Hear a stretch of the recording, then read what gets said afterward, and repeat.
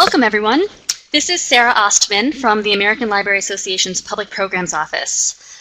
We are very excited to have Amitha Lonial and Deborah Keegan here to speak with us about Voices of Race, which is the program series that won ALA's 2016 Excellence in Library Programming Award. I'm going to keep my introduction brief so we have plenty of time for our presenters and also some questions at the end. Today's webinar is presented by ALA's Public Programs Office with support from ALA's Cultural Communities Fund. To learn more about the Cultural Communities Fund or to make a contribution, visit ala.org/ccf. Hopefully, many of you have already heard of Programming Librarian. It's a website of ALA's Public Programs Office. We have lots of program ideas, resources, and an online library full of online on-demand webinars like this one. We also send out a free e-newsletter twice per month. To sign up, go to programminglibrarian.org and click About. And finally, I have a couple of quick notes about our virtual classroom. Only our presenters have microphone access for the webinar, but you are welcome to type your questions or comments in the chat box as we go along. We will have time for a Q&A at the end of the webinar. And if you have any technical issues over the next hour, please send a private message to PPO Super Admin. To do that, just put your cursor, hover over PPO Super Admin at the upper right corner of your screen and select Start Private Chat. And now I'd like to introduce our presenters. Amitha Lonial is the Learning Experiences Manager at Skokie Public Library, where she oversees public programming for all ages from birth to seniors. She is passionate about the role libraries play in creating resilient and equitable communities, and she was recently named a Library Journal Mover and Shaker. Prior to becoming a librarian, Lonial spent 8 years in the nonprofit sector advocating for racial and social justice. And Deb Keegan is Head of Community Engagement at the Lincolnwood Public Library, where she manages programming, marketing, and community partnerships. Deb has worked in marketing, public relations, and graphic design for more than 20 years, and she is currently studying integrated marketing communications at DePaul University, specifically focusing on the use for nonprofit organizations. And with that, I'm going to turn the mic over to Amitha and Deb. Good afternoon. My name is Deb Keegan, and I'm wearing a few hats while representing the Coming Together Voices of Race program. First, I'm the Head of Community Engagement at the Lincolnwood Public Library in Lincolnwood, Illinois, where my community engagement team and I manage the library programming, marketing of services and events, along with building and maintaining library partnerships. Lincolnwood is a town of just under 13,000 residents, and we border Skokie and Chicago, so we get a lot of Chicago visitors. Second, I'm a community member of Skokie, Illinois, and I participate with my family in many of the programs and events offered through Coming Together. This program is really near and dear to my heart because of the inclusiveness and culture it brings to the community. Coming Together began in the community of Skokie that included the Skokie Public Library, some residents, and other Skokie organizations. In 2010, several local organizations initiated a unique program called Coming Together in Skokie to explore in depth a different culture each year through reading and discussing a common book and enjoying a host of other activities. Coming Together seeks to build knowledge and appreciation for the diversity represented in several Niles Township communities. The idea behind this program was to present the community a chance to think, speak, and listen to each other about the cultural diversity in our everyday lives. Suggestions for books, films, and conversation topics to prompt thoughtful discussion with your friends, family, and neighbors were opportunities the community groups could provide. Community groups interested in participating in the program expanded the Skokie borders and into the surrounding communities of Niles Township. This includes Morton Grove, Niles, Lincolnwood, Gulf, and Skokie. We're just north of Chicago, next to Evanston, which borders Lake Michigan. The township has just under 106,000 residents.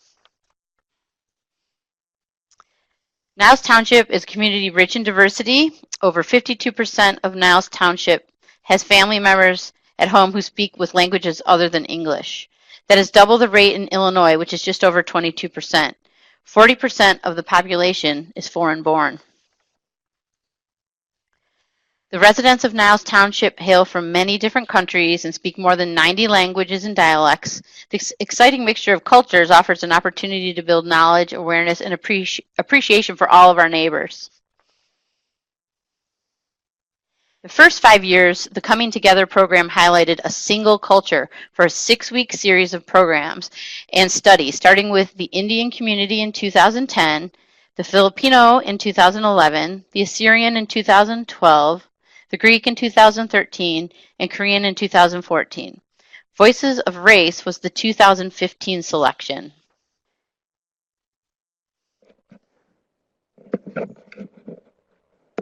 Thanks, Deb. This is Amita coming on. And I just want to do a quick apology. My toddler decided to share his germs with me, and I have a little bit of a cough, but I'm going to try hard not to cough into all of your computers out there. So as Deb mentioned, the history of Coming Together and the 5 years we spent doing this cultural literacy program was really critical to being able to even consider taking on a massive civic engagement series around race. I believe this was critical for several reasons. One, every year that we have done this program, the community leaders stay on and help to support the following year's series. So basically, we actually had a multicultural coalition with 5 years of relationships to support us taking on this effort. We also had a program foundation and template that we've been able to grow year after year because of the growing relationships we have throughout the township. So for Voices of Race, which was our 6th year of doing Coming Together, we were able to provide 70 programs over the course of 13 weeks that reached 8,000 people regionally. Those programs took place at various institutions throughout the township, including our libraries, the schools, and other local institutions. I do want to point out that we have an archive of the Voices of Race website that is available. The link is provided on the resource handout that was included with this webinar. That is where you can find all the programs that all the agencies did, as well as a robust resource page with tools and essays and videos for engaging with your community on this topic. And I will actually refer to this website several times in my presentation, so I just wanted to make sure to point it out to everyone. Okay. So year after year, as we have done Coming Together, we've grown and we have tried new things. Every year, I believe the success of the program can be boiled down to the elements listed on the screen. As mentioned earlier, community leadership is critical. Leaders are often recruited through one of our partners, such as the library or the schools. They are onboarded through a variety of meetings, and then given the big responsibility of helping us to identify specific program themes and then presenters for the series, usually on an immensely quick timeline. Leaders also play a role in helping us choose literature, which plays a central role in the series. And one thing that I think makes Coming Together different from a typical big read is that we offer literature for all ages, from picture books through adult books. We learned how important this was after our very first series around India, where we only had an adult fiction book. Our community loved the series, but they wanted more family engagement. So each year, we actually feature 4 to 5 books, depending on whether or not the adult book we select works well with our area high school curriculum. We have really fantastic curriculum staff in our high schools who make sure to use part or all of the literature in various classrooms. And one of the criteria we have for books is being able to have the author visit our community as part of the series culmination. This criteria can make book selection a little tricky, and we usually, the library provides $5,000 to bring one or more authors out, which often means that we can't get really huge names. So we've worked with a lot of indie authors over the years, and I think that that's been a really special experience, both for our community and the author. We have definitely introduced our community to books they may not have found for themselves. And authors have an incredible experience of visiting our high schools where all these kids have read their books and asked them questions, and they make them a really nice lunch, and then the author gets to visit with our broader public. I remember one year an author took a screenshot of our catalog entry of his book because we had about 30 circulating copies, almost all of which were checked out, and he tweeted it, and he had so many exclamation points because I don't think a public library ever had that many holdings of his book, much less that many books checked out. So it was really kind of a cool thing to see. And lastly, the programming that we do in addition to the literature is really critical. We view this series as an opportunity to do a deep dive into a culture, to go beyond the surface level exposure of a community such as food and music, and really try to get into some of the complexity and nuance, which is brought to the fore with the direction that we get from those community leaders. So, in addition to the elements I just talked about, the series would not be possible without the amazing network of partners that comes together to pull this off. For Voices of Race, that included 12 schools, from grade schools through local community colleges and universities. We had 8 community organizations participate, including our local YWCA and our local Holocaust Museum. 6 cultural groups, including the communities who had previously led Coming Together, 4 public libraries, and 4 local government representatives. One of the things that was tricky for Voices of Race was figuring out who our community leaders would be. In previous years, it was kind of easier to identify because we focused on a specific ethnic community. But race is super big and super broad. So while it helped to have the backing of the ethnic communities we'd previously worked with, we knew that this wasn't enough, especially in the context of talking about race during a time when media coverage of anti-Black racism was extremely high and continues to be extremely high. So we reached out to our local Black community and also our YWCA to help us craft the framing and the direction of the series, and to figure out how we could center the Black experience throughout the program without reducing racism to a Black and white issue. The YWCA is listed on our resource doc, and I highly recommend reaching out to your local chapter if you plan on getting started with any sort of race programming, racial justice, or racial equity work. They have a tremendous number of resources for doing both public programming as well as maybe even some internal cultural work as well. This next slide shows a breakout of all of our partners for Voices of Race. And it's really incredible to look at this slide. As Deb mentioned, the first year we started, we really just had, we started with our high school, the Skokie Library, our local government, and 1 area business leader. So it's really amazing how much this project grows year after year. And I think one of the things that really helped that is our high school district enroll students from the 4 area suburbs of Niles Township. And because the schools have always incorporated this series into their curriculum, it was really natural for the libraries who were serving those communities to come into the process, and then all of the sort of subsequent organizations that serve our whole township. This next slide shows just a picture of our planning committee specifically for the year of Voices of Race. So I've given several talks on this series since its inception, and one of the questions I always get is why did we decide to take this on? And the story goes that our local Holocaust Museum would be receiving a traveling exhibit entitled "Race, Are We So Different?" organized by the American Anthropological Association.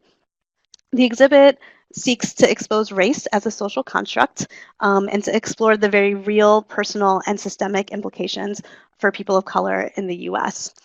When we heard about the exhibit timing and how close it would be to when we would normally do Coming Together, it seemed clear we should use our platform of Coming Together to do that deep dive into race with our community. One of the things I cringe at is the idea that people see this series as timely with everything happening in the media. And I cringe because systemic racism and police brutality are nothing new. What has changed is that the people directly impacted by these issues have changed the conversation by strategically utilizing social media and made it impossible for the rest of us to ignore the blatant injustices people of color face, especially the Black community. So we didn't do this because Mike Brown and Freddie Freddie Gray had just been murdered, or because it's a fad to talk about race. People of color, especially Black folks, have always had to talk about race in America. But what's changed is that others are finally feeling like they have something, they have to listen and they have to learn. So with that, I will jump off my soapbox and I'm going to turn it back over to Deb, who's going to talk a little bit about the programming they did at Lincolnwood Public Library. Hi, this is Deb Keegan again, and I'm going to talk a little bit about how do you make this happen? How do you organize and plan for some of this to come together? So the community leaders and partners participated in monthly meetings to plan the details of coming together. At the meetings, we did a lot of enlightening exercises and activities to help the committee reflect upon the opportunity to take a closer look at race in our own neighborhoods and personal lives. This was important in the planning of beneficial events. An example of one of the exercises we did had each member of the group select a partner in the room. We would talk for 3 minutes about a racial injustice we had experienced or witnessed, or how it made us feel. That gave us the opportunity to talk about the topic of race with honest discussion. It was important that the group included community leaders of color, of various ethnicities, and made the participating agencies experience difficult conversations about race and privilege early. So the committee itself needed to really have an open discussion. These type of exercises helped us be more mindful, respectful, and responsible of the issue. The exercises also helped us to learn that it was essential to offer a variety of ways for people to engage. Race is a private and public topic, and creating opportunities to reflect at home, as well as participate in public lectures, dialogues, and exhibits. We also felt that a 4-month program is not enough, but it's the first step toward a larger commitment to equality and social justice. We need to face the uncomfortableness in order to do more for our community. How did we put this all together working with such a large committee? After identifying opportunities to examine race in Niles Township, the group set up a subcommittee to discuss programming ideas and resources. The programs and activities they planned focused on issues of race, ethnicity, identity, and how we see ourselves. Ideas for programs included poetry, drama, and literature for all ages. A common press release was created and shared with all of the partners and their staff to explain the reason for the departure from a single culture as Coming Together had focused on in the past years, and to explain the partnership with the exhibit Race, Are We So Different?, the traveling exhibit at the Holocaust Museum. There was a variety of activities and events planned through the various organizations. We had a mid-October deadline to have programs scheduled. A shared calendar was created to make sure the programs and various groups involved that they were planning did not overlap with someone else's event, but rather complemented each other and offered various opportunities for community members to attend. We used a shared spreadsheet to the various programming plans and ideas. This was all where program details and descriptions were gathered. We had a main liaison. This one happened to be from the office of the high school district, who coordinated all the information and was responsible for sending out meeting information and follow-ups. That was really helpful with such a big committee. We were also able to meet in the high school district conference room for our meetings. Once all the program ideas were submitted, all the information was compiled and put together in a booklet for Voices of Race that listed the many ways residents could participate. We had a mid-October deadline to have our programs submitted into the shared spreadsheet in order to make time to compile everything for the booklet. The printed book was distributed to all the organizations involved to display and give out. Each organization also did their own marketing, but having the information together in one marketing piece unified the programs. The book was published by the local high school district 219, and in exchange, we offered programs and discussion to the students during school. The Skokie Public Library managed the website for Coming Together programs. They provided digital promotions and a list of upcoming events, and all participants advertised their programs on the website. The program kicked off with a grand opening ceremony at the Illinois Holocaust Museum that included segments from many of the organizations involved. The opening ceremony featured stories, music, poetry, and dance to a full house of over 300 participants. Local officials, our state representative, and several of the community's mayors attended, along with a full house of the community leaders and participants. The guests also toured the Race Are We So Different exhibit after the performance. It was a very impactful opening.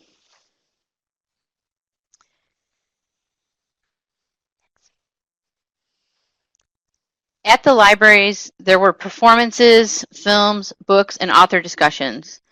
At Lincolnwood in particular, we are known for movie showings. We changed our normal blockbuster feature programs for the months of coming together to show movies that encourage people to engage in discussions or to think more thoughtfully about issues of race and differences.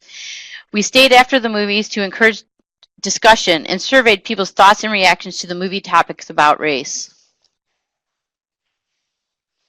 Many of the libraries set up book discussions of the selected materials on different days and locations so that community members had various chances to attend a discussion. In Lincolnwood, we substituted our regular monthly book club selection with the Coming Together Voices of Race selections. We also made the teen, youth, and preschool selections available with multiple copies at the library and recommended the titles to the local elementary school for discussion. An example Lincolnwood Library did with teen programming was hire a participatory theatrical program that focused on teen racial tensions and how to address them with role-playing activities. There were over 50 different events the community members could attend and educate themselves about voices of race. A popular program Lincolnwood offered was a screening and discussion of the film Skokie, Invaded but Not Conquered. This documentary film was about the attempted neo-Nazi march in Skokie in 1977. The documentary, which won 2 Chicago Midwest Emmy Awards for Outstanding Historical Documentary and Outstanding Musical Composition, features first-hand accounts of the events told by people who played a central role in Skokie residents' fight to take a stand against racial and religious intimidation. The film was produced by the Illinois Holocaust Museum and includes extensive footage of the events of that year, markedly the First Amendment debate that was ignited by the Nazi March that never happened and inspired widespread activism among the Skokie community. A discussion of the 60-minute film was led by a Lincolnwood resident and longtime activist, Buzz Albert, following the screening. Buzz also appeared in the film. And I just want to note that one of the only unknowns when we are doing our Coming Together programming is the weather here in Chicago. And of course, we had a major snowstorm and closed the library the day originally planned for this event. But we were able to reschedule because of the Coming Together website and get the word out. We ended up with a packed house for the reschedule. And as Amitha mentioned, one of the partners in Coming Together was the YWCA. Lincolnwood Public Library, along with many of the other community partners, participated in the Stand Against Racism, which is a signature campaign of YWCA USA to build community among those who work for racial justice and to raise awareness about the negative impact of institutional and structural racism in our communities. We registered the library on the official website for the stand. We made signs that had the YWCA Stand Against Racism pledge on the back, handed them out to participants that came to the library on the day of the stand. We encouraged area partners to join us, including the schools and other Lincolnwood organizations.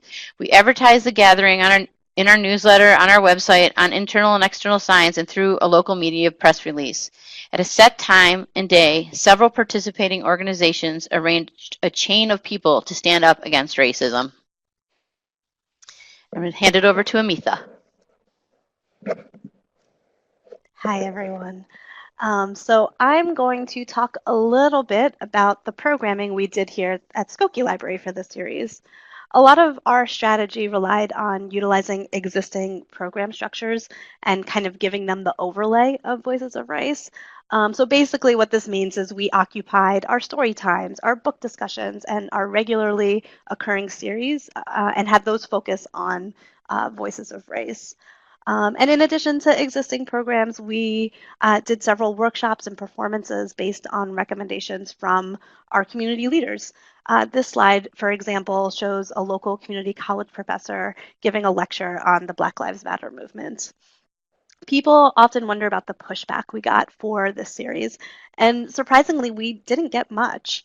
We had a couple of patrons grumble about their personal thoughts about Black Lives Matter, but overall, people really embraced the series and the opportunity. And for my team, we knew going into this that there was no way to approach this topic with an idea of being neutral.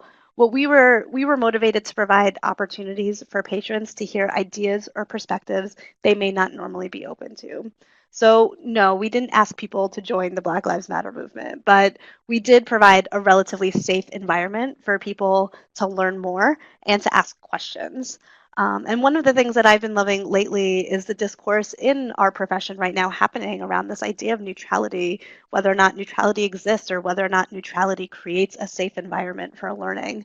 And for those that haven't seen it, Storytime Underground had a series of tweets about neutrality go viral, and School Library Journal did a really nice article on that. And also recently at the National Diversity in Libraries Conference in Los Angeles, there was a lot of really rich discourse on this idea of breaking down neutrality. And so for us, Voices of Race, I think, really taught us how to push civic engagement programming in our library out of that box. Because to be quite honest, civic engagement programming has been something that we've struggled to make work in our library. We've struggled to get people to come out for it. So this series kind of forced us to take risks and to challenge some of our previous approaches. One of the things that was really important to me in planning this series was how we address programming for kids and families. So to be honest, initially our youth program team was a little hesitant to do anything that went beyond the traditional framework of let's celebrate diversity and we're all the same kind of a stance. And it took a couple of conversations internally about how important it is to give kids language, an opportunity to talk about their experiences of race, whether they're white or they're of color. And I know that many libraries across the country have been stepping up to this conversation, whether it's through book lists or programs such as the one Oakland Public Library recently did on talking to your kids about race and racism. I hope that public libraries continue to fill this increasingly urgent role for families. Um, So the series really challenged my team to approach program planning in a different way. We spent a lot of time talking about how to make this series meaningful and impactful for our patrons. As we were planning, one thing I started to notice is that my staff were frequently saying to me, "Oh, I was talking with my partner about this," or "I was talking with my mom about this," and all of this. And so what I was seeing was that the groundwork we were doing for planning programs was making shifts for people. And I realized that this is what I wanted our series to do for our patrons. It was a really big question. Why would anyone come to any of the things we put together? I mean, seriously, why would you come to a lecture about Black Lives Matter over staying home and watching Netflix and getting takeout? And what I realized is that if people are given an opportunity, in addition to the featured literature, to dig into some of these issues in their personal networks, then they might be more inclined to share those thoughts at one of our public programs. So we came up with a couple of ways to facilitate what we kind of ended up calling self-directed engagement. And these activities included some conversation prompts as well as a participatory exhibit that we created. So one of the programs that we sort of took over for Voices of Race was our annual winter reading program. So it was kind of a cool experiment to take a traditional literacy program that we've done for a number of years and make it a cultural literacy program. So normally for winter reading, we would have patrons read 5 or so books over the course of a few weeks. But for Voices of Race, patrons were invited to do 5 things related to the series. So this could include reading suggested books or watching suggested films. It could be attending events or it could be having conversations. When patrons signed up for winter reading, they received a knapsack that you see featured here for unpacking race. And the idea for this giveaway actually came from our Coming Together planning group, which had read Peggy McIntosh's seminal essay on white privilege, Unpacking the Invisible Knapsack, which was written back in, I believe, the late 80s or early 90s, but is still a really strong work that's very relevant today. And this essay, by the way, is on the resource page of the Coming Together website that I shared earlier during this presentation. Anyways, we use this essay as a way for the Coming Together planning team to have some shared values and definitions for talking about race and power and oppression. So we at the Skokie Library took this idea a step further by creating an actual knapsack, a literal knapsack. And inside the knapsack, patrons received a packet, and that included a list of featured readings. It included the entire lineup of programs being offered throughout the township. It had conversation prompts, and it had a template for submitting a piece to our participatory exhibit. And I want to add to that this packet recently won the PR Exchange Award for Special Programs and Exhibits, and the entirety of the packet can be downloaded on the Coming Together website on the resource page. So some of the conversation prompts that we used is, this is what the prompts look like in the packet. And we asked people to engage in the following questions. In what ways were you aware of your race or ethnic background growing up? Name 3 feelings that come up when you hear the word racism. How has race affected your life? Can you think of tangible examples? When and how have you challenged racism? When and how have you failed to challenge racism? And what can we do as a community to stand up against racism? So again, the hope was that people would use these conversation starters with their friends, with their families, with their chess clubs or bridge clubs or whatever those existing networks were, because those are the spaces where I would hope they felt the most safe and would probably be the most honest with themselves and others. And so my hope was that by challenging them to talk about these issues in their private networks, they would feel compelled or inspired to come to a community forum on these issues as well. So we also created a participatory exhibit inspired by the Race Card Project.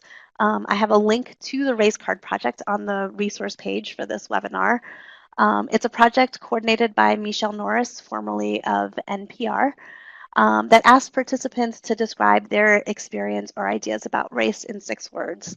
It's an incredible project, and I actually have been so excited to learn that Denver Public Library just opened their Race Card Project exhibit this fall. So go Denver. I don't know if you're on this webinar, but if you are, that's awesome. And we actually weren't sure about the permissions to use the Race Card Project, so we made our own kind of simplified version that we felt would be easier for kids and for multilingual families to participate in. And we basically just invited patrons to draw, collage, or write their experience of race and identity. And so this is sort of one part of the wall. Our graphic designer is incredible, and she was able to, we curated some quotes from folks like Bell Hooks and Justice Sonia Sotomayor to surround the exhibit, and it just sort of made the whole thing very visually stimulating. When this exhibit was up, you couldn't walk by without looking at it and going up to it and kind of seeing what it was all about. And the responses that we got were really amazing, and some of them were kind of weird, and all of them were really kind of complex and personal. One of the submissions that we got read, "I am distinct, not a stereotype, but when you look at me, you see me through your own lens."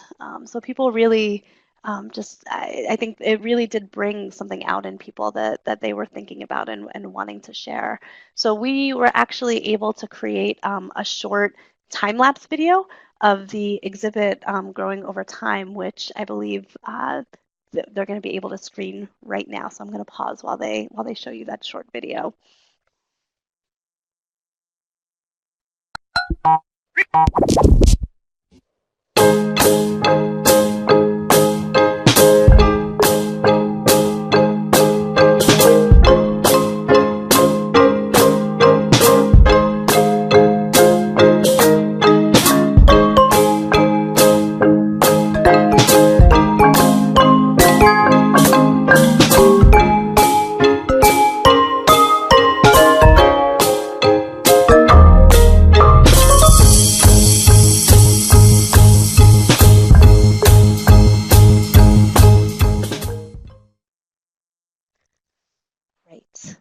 Thank you so much. There's actually also on the Coming Together website that I shared, there's actually another video that's up where we interviewed some of the participants who created pieces for the exhibit, and they sort of shared some of the things that went into their thinking process as they submitted something for the exhibit. So I encourage you all to check out that video as well. It's a little bit longer, so I didn't want to share it in this webinar because I know time is precious. So I'm going to kind of jump ahead to sort of talking about outputs and outcomes. So in addition to managing the programs that the Skokie Library did for Voices of Race, I have the enviable job of collecting all of the agency's outputs and outcomes and kind of analyzing how we do overall every year. So as mentioned at the top of the slides, we did 70 programs over 4 months that reached over 8,000 people, and we collected outcome surveys as well. We here at the Skokie Library also track our featured book checkouts to evaluate how successful the literary component of the program is as well. To track attendance stats for the entire series, I created a Google form that all the agencies have to fill out with their program information. I then compare the submissions in the Google form to a master list of programs and wrangle anyone who has not sent me their stats, which is as fun as you can imagine that is. And then for outcomes, we use print surveys at adult events. We don't do any digital surveys. So the year that we did Voices of Race, Project Outcome, PLA's Project Outcome had just released their suite of surveys, which included a civic engagement survey, which I was so grateful for. What we did, though, is because we ended up sort of tweaking the PLA survey because we knew we had specific indicators of knowledge, attitude, and behavior around race or racism that we wanted to get at. And it was really helpful to use something that like a research-backed template to tell us how we were doing.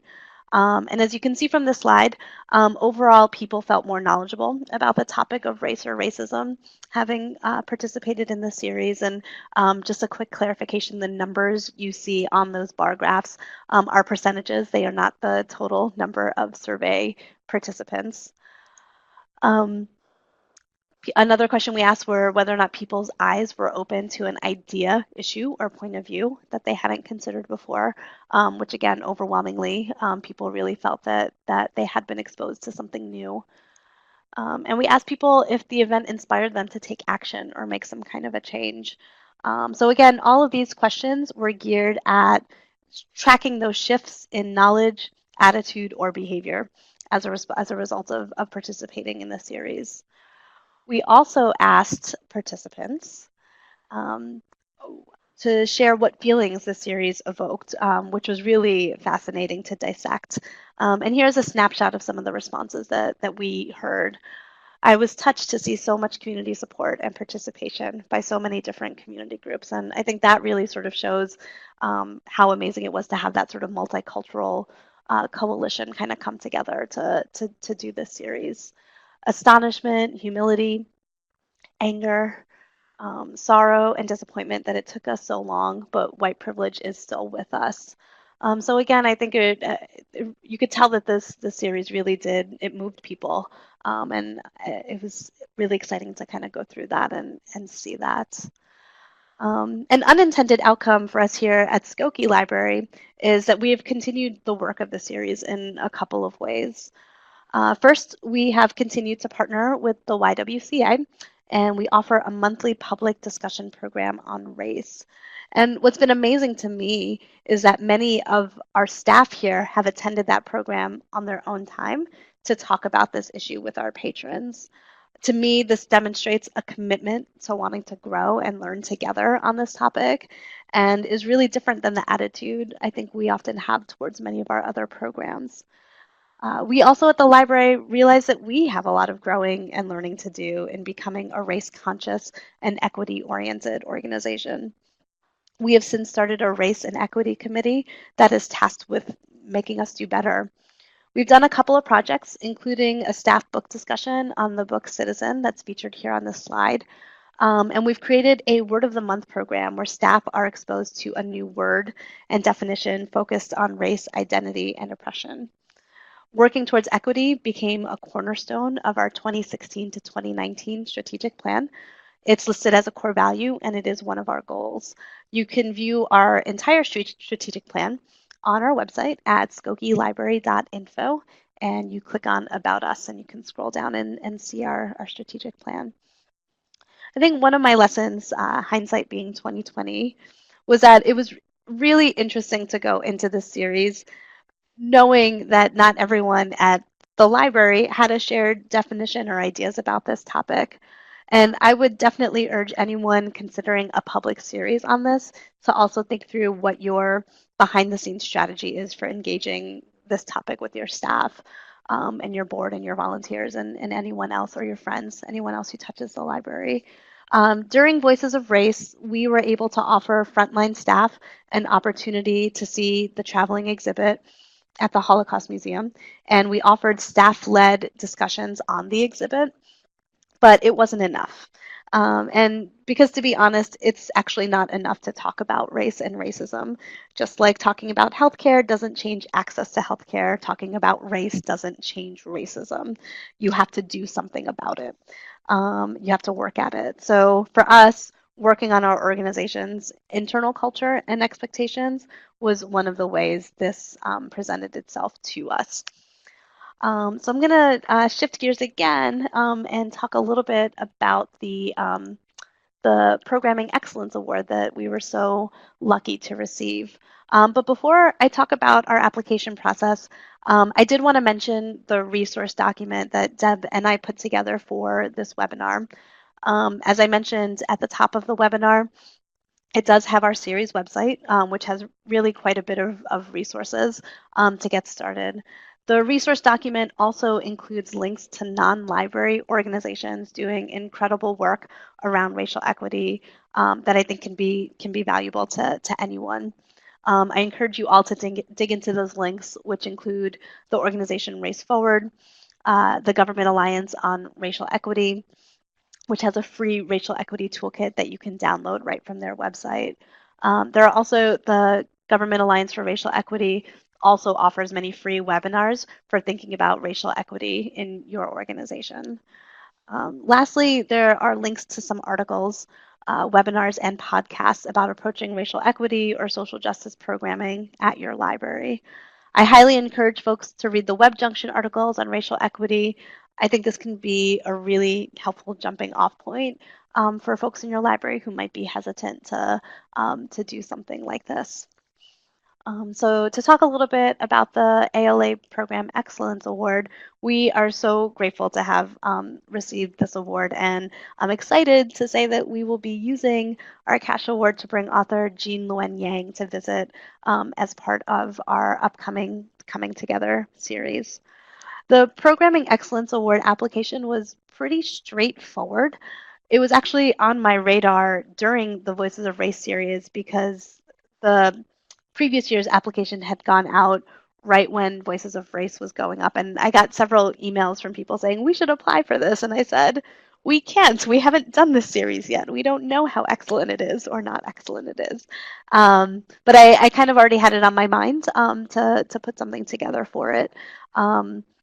Things that made the application process really easy included having readily available output and outcome data. The time-intensive part included collating all the media that we had gotten as a result of the series. And one of the things the application emphasized was the ability for the series to be replicated, which was fairly easy in this case. Almost all of the things that we did for Voices of Race utilized existing program structures, book discussions, story times, lectures. This is something that I know a lot of libraries already are able to offer. This program was bolstered by our strong partnership network, which can and I hope would be replicated for anyone considering doing this. And lastly, even though we created the participatory exhibit, we made it replicable via that Coming Together website resource page, so anyone can kind of download that template. There's no branding on it whatsoever, so you can download the instructions and use the complimentary video to do that in your library. And so overall, I would say if your library has done something that you think is eligible for this award, you should really go for it. It's not as intensive as you think. And I would also encourage you to do whatever you can to start the conversation about race at your library. I feel very strongly that public libraries have a responsibility and an opportunity to fight for racial equity. And as when a dear friend of mine, Amy Sunny from Oakland Public Library, recently said, equity is a core library value. Civic engagement is a core library value. Intellectual freedom is a core library value, and democracy is a core library value. Yet marginalization in all forms, and racism in particular, disrupts and limits equity, civic participation, and freedom. It deforms democracy. If we are to fulfill our mission and uphold library values, then we must be advocates against marginalization and inequity and for justice and equity. And what libraries offer our communities and will continue to offer our communities are spaces to learn, debate, listen, and engage. We advance a public commons for inquiry, empowerment, and freedom. So with that, I think we went exactly 45 minutes, yay, and we will be taking questions for as long as people have them. And thanks for listening. Hi again, this is Sarah again from ALA's Public Programs Office. Thank you so much, first of all, to Amitha and Deb. There are so many fantastic elements to this program series, and it's wonderful to hear about all these organizations working together to bring it to life. While people are typing, we do have, I do want to give one more nudge for anybody interested in applying for the Excellence in Library Programming Award. You saw the URL on the previous screen. I will paste it into the chat box again, but just know that you can, I believe applications are already open for the 2017 award, and they are open until December 1st. So please go ahead and check out that URL. You can see a PDF version of the full application, so you can gauge how time intensive it would be. It looks like people are still typing, so I'm going to throw you guys a softball question to get you started. And that is, can you talk a little bit about what you think the single most successful program was that you held at each of your libraries, since there was so much going on with Voices of Race? Sure. This is Amitha. It's hard to pick just one, as you can imagine.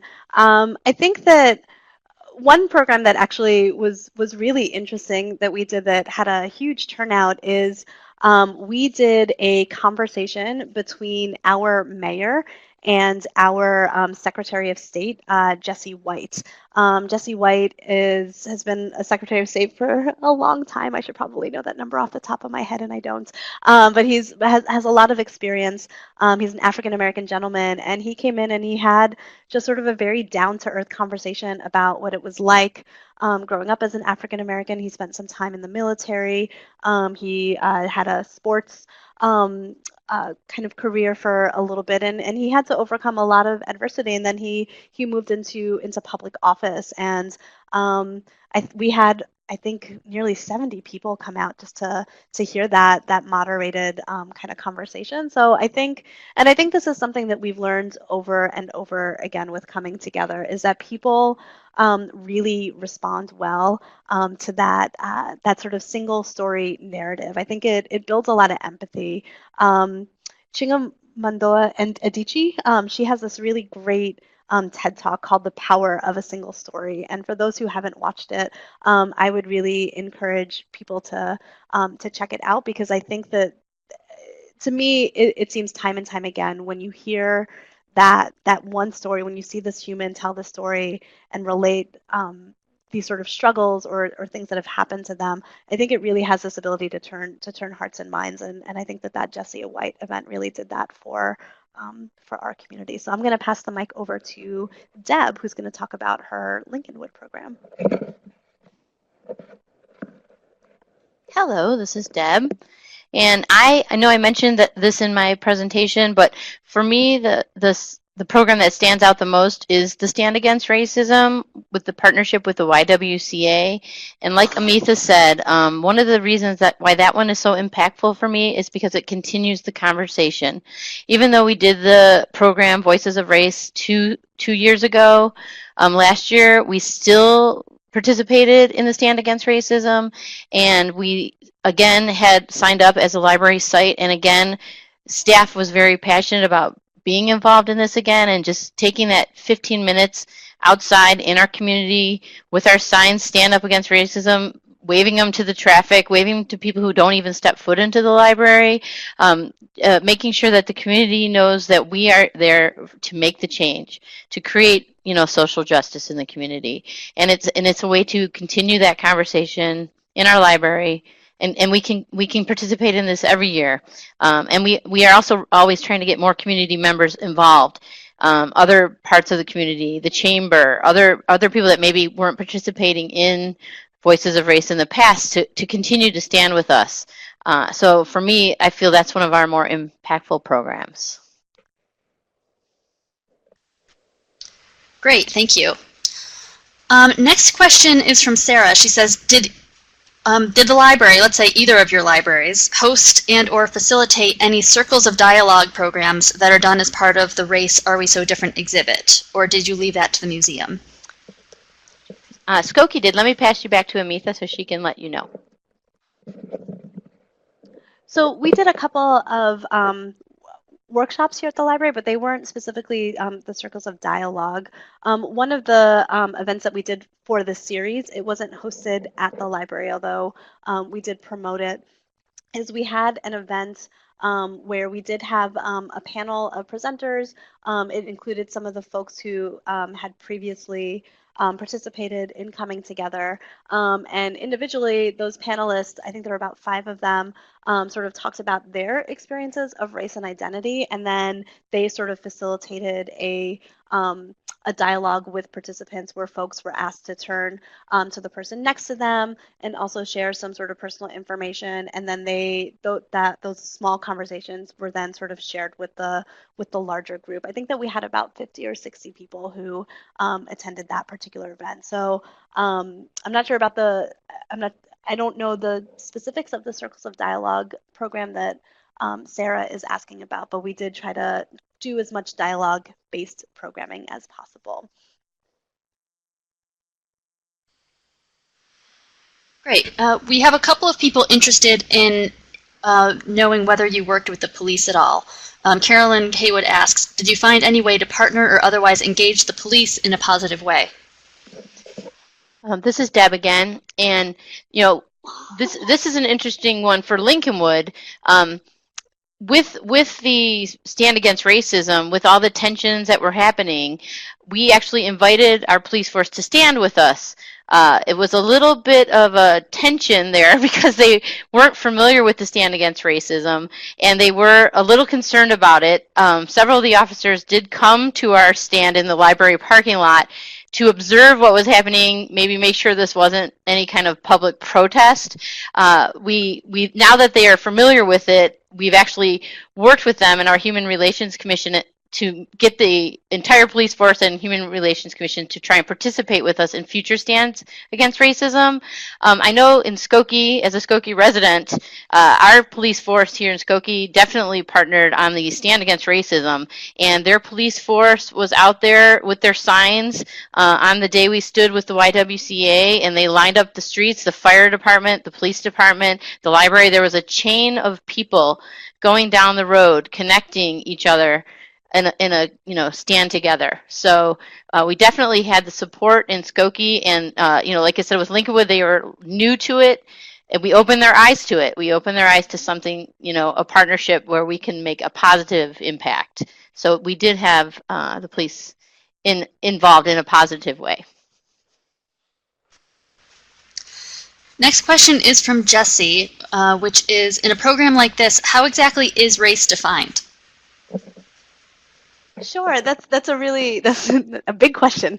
So I think for the purposes of this series, we really relied on the language that was provided based on the exhibit, and we really focused on this idea of race as a social construct, but then also then sort of looking at what impact uh, that social construct has really had on people's lived experiences. So in our promotional materials, we didn't necessarily focus on one sort of specific definition of race, although we did reference it, I believe, in our program booklet. And I don't have that in front of me, so I can't read it to you what it is that we use. But we sort of thought it would be easiest to just go with what the museum was talking about, and then sort of take our programming from there. Our next question is from Sarah. She says, will you continue to focus on broad racial issues for Coming Together, or will you go back to focusing on individual cultures in future years? You know, I think the beauty of a program like Coming Together and the fact that it's so community-based means that I think we can do what we want with it. So following Voices of Race, we did a series called Viva, where we looked at sort of the Latino community and culture. And that really actually came directly from folks from the Latino community asking us if we could have the Coming Together series focus on Latino issues. This year we're going to be looking at China and the Chinese community. I'm not sure what the future of Coming Together will be. I think it'll really depend on what it is that our community brings to us and says that they're interested in doing. And again, I think the really great part of this template is you can apply it to sort of so many different things. I mean, if our community said they wanted to explore issues around sort of say like the Muslim identity, I think that we could sort of pivot a little bit and do a series around that, or we can really sort of tailor it to, I think, what it is that our community is hungry for. So I think we're waiting on the Skokie community to tell us what comes next, or the Niles Township community to tell us what comes next.